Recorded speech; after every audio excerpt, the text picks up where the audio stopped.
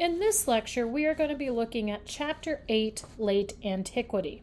Now, this chapter covers some of the same time period as the last chapter, but whereas the last chapter focused on the classical world, meaning the Greco-Roman antiquity that was actually looked at in chapters 5, 6, and 7, this is going to be looking specifically at the artwork or late antique artwork of Jewish and Christian works.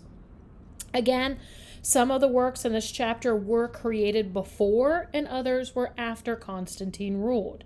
Now, they still are Roman works like those previously discussed, but the subject of the chapter is again the Jewish and Christian artwork, so it's more the theme. They differ significantly in subject and often in function from the Roman art and architecture that we've looked at. However, they also offer us a bridge between the ancient art and medieval art and architecture. And then note, as we're looking at the map here, as it states in the book, the highlighted section on the map covers where works discussed in this chapter are located. It's not a distinct political area, meaning like the Roman Empire, or geographic area, meaning Italy or Greece. And so what we're going to look at is in this section, we're going to look from our soldier emperors to the sack of Rome. Now, very little is known about the first Christians. Early Christian art refers to the earliest preserved artworks with Christian subjects, not the first ones created. These are the first ones that were preserved. This is not the art of Christians living in the time of Jesus. And the same is true for Jewish art. These are the oldest preserved works and not works created in the time of Abraham. If you're not familiar, Judaism is based on the covenant between God and Abraham that they would be his chosen people and he would give them a sacred land. And that's very general. But same as this is not based on art of people living at the time as Christ, it's not based on art as people living at the same time as Abraham. Now, as we're going to look, during the 3rd and 4th centuries, more Romans rejected polytheism, meaning the belief of many gods, in favor of monotheism, meaning the belief in one God. Now, this is one of the most important evolutions in history, again marking the transition from ancient Roman Empire to the medieval Christian Europe and Byzantium. In 311, Emperor Galerius issued an edict of toleration for religion. And then, as we've mentioned before, in 313, Constantine issued the Edict of Milan, proclaiming Christianity as the legal religion. In the town of Dura-Europos, it was called Duro by the Greeks and Europos by the Romans, so it's commonly known by both names. It's located in present-day Syria. There's over a different religious shrines that have been found, including a synagogue, which is a Jewish house of worship, and a Christian baptistry, where baptisms take place. And both have extensive mural cycles.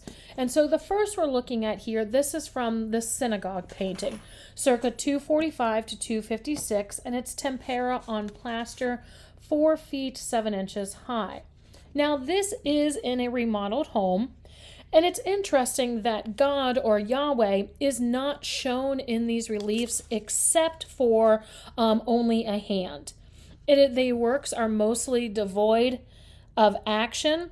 The figures are expressionless and lack both volume and shadow. The importance here was not showing how things were, but the message or the narrative within the work. Sorry, you just heard my dog run up. The image shown is Samuel anointing David, who David would be the future king of Israel. And we see here, much as we've seen in other Roman works, attention is drawn to Samuel by making him bigger than the other figures. And again, this was a convention that was often used in late antique art. Now, what's also interesting, if you look at the other figures, we see David in the robe, and then the other figures are his brothers. If you pay attention, though, some of the figures in the back there's not the right amount of legs. And so, again, the importance of this was not to show the world as it was, but it was the importance of the message. Again, another remodeled home this was a Christian community house. And what we see in this, we're looking at the baptistry. and it was decorated with the oldest known Christian iconographical program. And again, iconography is this idea that not trying to show things as they actually were, but also the message, the meaning behind them. Here that shows in the murals 2 of Christ's miracles and the parable of the wise and the foolish virgins. And also we see in this, Christ is shown as the good shepherd. In early Christian art, Christ is often shown as youthful and loyal protector of the Christian flock. The sheep he carries is one he has saved and bringing back to the flock, not one that he's taking to sacrifice. Also in this series of murals, we see a woman at the well, and that is the Virgin Mary. And this is actually the earliest known depiction of Jesus' mother in the history of art. And as we move to Rome, most Jewish and early Christian art of the 3rd and 4th century in Rome were found in catacombs. And catacombs are vast subterranean networks of galleries or passageways and chambers. And these were designed for burying Christians and sometimes Jewish individuals. The name catacombs comes from the Latin ad catacombias, meaning in the hollows. Now, they are less elaborate than the Etruscan tombs that we looked at, but they were more extensive. They ring the outskirts of the city, because remember, the dead had to be buried outside the city's walls. And how vast they are, the combined galleries in Rome run from 60 to 90 miles. The construction of these, the builders would dig a gallery 3 to 4 feet wide around the perimeter of the burial ground. In the walls of the galleries, they would cut out loculi, which were stacked openings like shelves, and this is where the bodies would be placed. And often, small rooms called cubicula were carved out of rock and served as mortuary chapels. Then other galleries would then be cut at right angles, so you can see the system would continue on. Now, lower levels were added, and the different levels were connected by stairs, and some could go as deep as 5 different levels. Once Christianity received the official approval as a religion, churches rose on the land above the Roman catacombs. And so what we're looking at here is we're looking at part of the ceiling of the cubiculum in the catacomb of Saints Peter's and Marcellinus. And this is early 4th century Rome. And again, this is the painted ceiling. And so what we see is we have a circular frame with a central medallion and lunettes. Lunettes are the semicircular frames. The lunettes contain the key episodes from the biblical story of Jonah. And Jonah was a popular figure in early Christian painting and sculpture. Christians honored him as a prefiguration, meaning a prophetic forerunner of Christ. Because if you know the story, right, Jonah faced death. Why he was thrown off the ship and he was swallowed by the whale, and he was in the whale for 3 days, and then he was saved, right? We see him actually in the bottom lunette, we see him on the land. And this is considered a forerunner for Christ because when Christ was crucified, he then also rose 3 days later. Now we also see the figures of a man, a woman, and a child shown praying. These are called orants, or praying figures, and it's thought to represent the Christian family praying for a heavenly afterlife. And then the central medallion shows again Christ as the Good Shepherd. Now in the early centuries of Christianity, baptism was actually usually delayed until almost the moment of death because it was believed that it cleansed the Christian of all sin. Early Christian artists almost invariably represented Christ either as the Good Shepherd or as a teacher. After 380, when Christianity became the official religion of the Roman Empire, then Jesus began to be shown with other attributes, such as the halo, a purple robe, and on a throne. Eventually, artists depicted Christ with the beard of a mature adult, and this soon became the standard. Now, here's a side note. Be sure to read the sidebar. It's 4 pages of the life of Jesus in art. This is going to give you a lot of very valuable information, especially if you are not familiar with the religion. It's important to know this information because Christianity will dominate the art of the Western world through the Middle Ages. Now, most Christians at this time rejected cremation due to the belief in the resurrection of the body. So sarcophagi, as we talked about before, were very important. Often these would be decorated with themes from the Old and New Testaments, especially again Jonah and the whale, Christ as the Good Shepherd, praying figures. And early work would focus on Jesus as a teacher and miracle worker and not the crucifixion. And we're going to see that an example here on the left. This is the Junius Basius sarcophagus, circa 359, and it is made of marble. Now, many people would use stock sarcophagi. Think of, if you go to a funeral home and you buy a coffin, there's ones that are, you can choose from. However, others, mostly those who were rich, had ones made for them. This is an example of that here. Again, this is a sarcophagus of Junius Basius. He was a mid-4th century city prefect of Rome. He converted to Christianity and was baptized right before his death in 359. Now, there are reliefs on the front and the two short sides, which is the Roman tradition. And on the front, which you can see here, there are 10 figural scenes in 2 registers of 5 compartments, each framed by columns. Now, what's interesting is the deceased does not appear in the work, and Jesus appears in the central compartment of each register. Scenes that are shown on the sarcophagus include Jesus entering Jerusalem on the donkey, that's the bottom middle one, the Old Testament tale of Daniel, Adam and Eve, also on the bottom, second from the left. And note, they're embarrassed by their nudity, where we had the heroic nudity. Here, they are embarrassed by their nudity, and we'll talk about that more in upcoming chapters. And then there's also the Genesis story of Abraham and Isaac. Now, during this time, we did have still some freestanding sculpture being made. However, large-scale sculpture became increasingly uncommon in the 4th century. There are some smaller works that were made and still exist. An example here is again Christ as the Good Shepherd, circa 300 to 350. It's believed this was most likely commissioned by a recent convert who was not troubled that it might be seen as an idol or worshiping an idol. All right, well then, as Christianity became accepted, we then saw the desire and the need to build a place of worship. Constantine was the first major patron of Christian architecture. Now, the design, however, was based off of Roman basilicas and audience halls. These were the spaces, remember, that they were designed to hold large numbers. Usually, they would have a wide central nave with flanking aisles and an apse. Clerestory windows provided illumination with natural light. However, Christian basilicas were designed with a longitudinal plan, which you can see here. And what would happen is worshipers would enter the basilica through a vestibule. And once they emerged into the nave, there was a clear view of the altar and the officiating priest. And this was the altar, and the priest was then framed by a chancel arch. Now, what we're looking at on the left, this is Old St. Peter's. This is the greatest of Constantine's churches in Rome.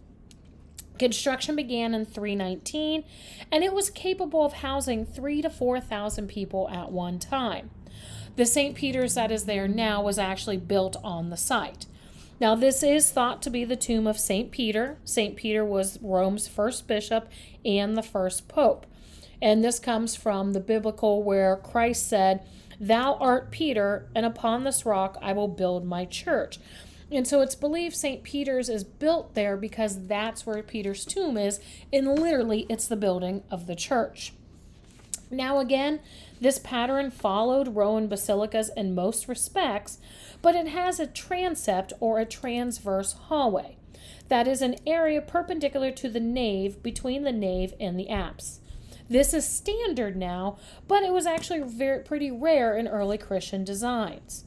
Most early churches were austere or plain on the exterior, but the interior would hold frescoes, mosaics, marble columns, and costly ornaments within. And we can see example of this in the image on the right, with it, which is Santa Costanza. This is what's known as a central plan building, meaning the parts are of equal or of almost equal dimensions around the center. Usually used as the plan for structures adjacent to the main basilica, such as mausoleums and baptistries. And that's what you're looking at here. This is a mausoleum. This is, again, Santa Costanza, and it's a mausoleum for Constantinia, who was Constantine's daughter.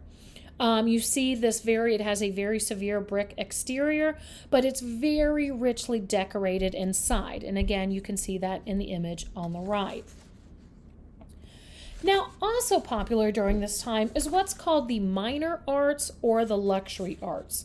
Now, the minor arts, the term basically is just referring to smaller artworks. It does not mean they're less important, because when we say major artworks, such as painting, sculptures, building, and then minor artworks, meaning smaller, they usually get, a bad rap of being not as important, but they are. And again, it's referring to smaller artworks.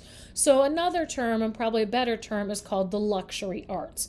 And this would refer to jewelry, metalwork, cameos, ivories, and so on. In the late antique and the Middle Ages, the minor arts enjoyed high status, and they were figured prominently in the history of art. Items of tableware fashioned out of precious metals were prized, and we see an example of this of the figure on the left. This is from the Middlehall treasure, which was found in a field in Middlehall, England in 1942. Literally, a farmer found this buried in the field. It contained 34 pieces of silver, dating to the mid-4th century. And what we're looking at is what's known as the Great Dish. It's 1 feet and 11.75 inches in diameter. Center is the god Oceanus, ringed by sea nymphs, and the large outer band celebrates the consumption of wine and features a drinking contest between Bacchus and Hercules. Remember, Bacchus was the god of wine, so he's the one winning. But what's also interesting is in this, some spoons that were found bear Greek letters that are an explicit reference to Christ. So we can see in this, again, shows the old and the new traditions together. Also during this time period, illuminated manuscripts were very popular, and these are books with illustrations. The oldest preserved painted Greek or Latin manuscript is the Vatican Virgil, circa 400 to 420 that you see here. It is tempera on parchment, and it's 1 foot, 1/2 inch by 1 foot. Now, originally this manuscript had more than 200 illustrations, but today only 50 of the folios still exist. Also popular during this time was ivory carving. And again, this was another important luxury art. And what we're looking at here, this will be the third image, is an early 5th century artist produced a series of ivory plaques recounting the suffering and triumph of Christ. And so these would be small pieces, and then they were adorned to a small box. Now, what's interesting, though, is this series is one of the oldest cycles of the Passion preserved today. And the example that we see here is Judas's suicide and the crucifixion. You can see Judas hanging from the tree with his neck broken. The bag of silver is open on the ground below him. And then on the right, we have the crucifixion. Now, this is one of the earliest known renditions of the subject in the history of art. Now, other luxury arts of the time also tell us that there were still those not all transferred or converted to monotheism. Emperor Theodosius banned all ancient cults and closed all the temples in 391. However, other luxury artworks showed that not all followed this, and that's what you see on the right. This is the diptych, meaning it's one of two, there are two of them, of Symachi, and that's Italian, and I know I just killed the pronunciation. It's circa 400, and it is ivory. And again, what we see here is offering a sacrifice, and it's showing the continued worship of Roman gods. So these luxury or minor arts can give us a lot of very valuable information. So make sure we aren't dismissing them because of, a poorly labeled name. Now we're going to look at Santa Maria Maggiore, which is a 5th century Roman Basilican church, and this was the first major church in the West dedicated to the Virgin Mary. Construction began in 432, and it has a series of cycle mosaics depicting the Old and New Testament stories. These mosaics were made, instead of just using found shells and materials, it was a new method using what's called tesserae, or tiny cut stones. This gave the artist greater flexibility because their size and shape could be adjusted. Now, the mosaics were important not just for the decoration, but also for instructing the largely illiterate worshippers about biblical events and Christian dogma. And as would be assumed in this series, Mary plays a dominant role in the mosaic program. Again, remember, this was a basilica that was dedicated to her. In 380, Emperor Theodosius I ruled from 379 to 395. Again, he declared Christianity as the state religion. He banned all ancient cults and closed all the temples in 391. And in 394, he even abolished the Olympic Games. He then died in 395, and his 2 sons become emperors. We have Arcadius, who reigned from 395 to 408. He became the emperor of the East, and Honorius, reigned 395 to 424, became the emperor of the West.